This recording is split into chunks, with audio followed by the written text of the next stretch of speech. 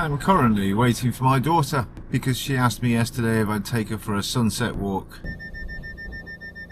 I've tried to tell her that the sun won't wait for her.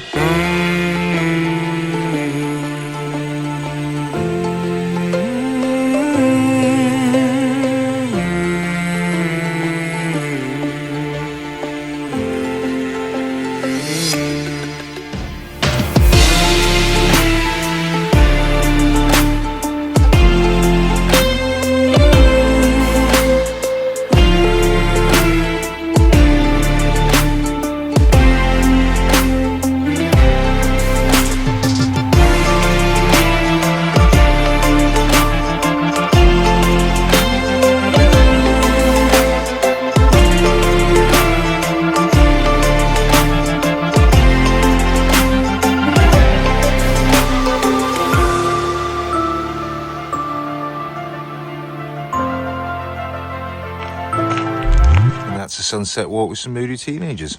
Love you. Bye.